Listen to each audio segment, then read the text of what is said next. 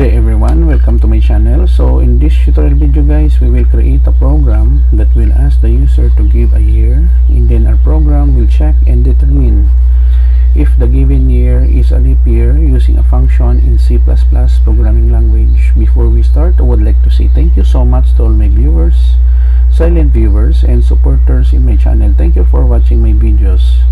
If you are new with my channel and then you like this kind of videos, please hit the like button. Don't forget to share. Please support my channel guys by clicking the subscribe button. You may also click the notification bell so that you will be notified with my newly uploaded video in my channel. Thank you so much.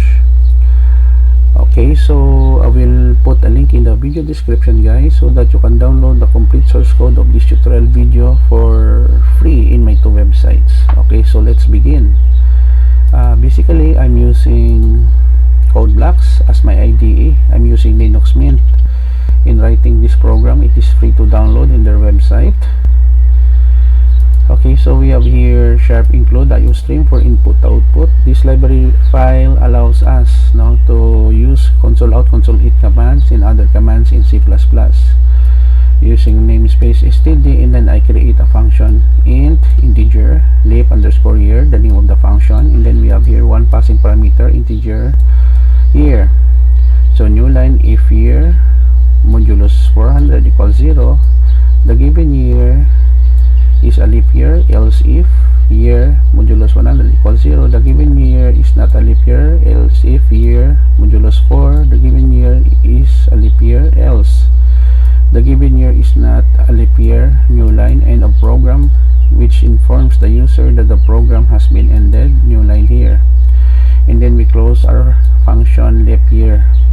Int main year, we declare another variable, the title of our program, leap year using a function in C++. What is the year? C in year, and then this variable being passed here as passing parameter to our function leap underscore year, and then we close the main function. Okay, so as I said, I will put a link in the video description guys where you can download the complete source code of this program for free in my websites.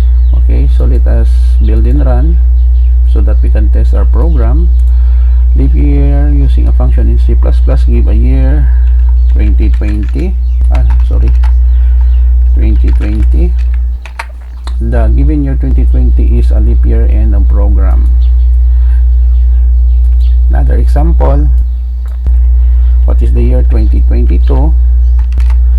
The given year 2022 is not a leap year. Okay guys, so this is the end of our tutorial video of leap year using a function in C++ programming language.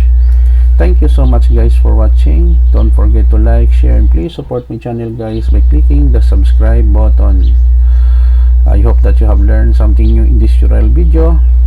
See you in the next video guys. This is your friend Jake saying bye bye for now.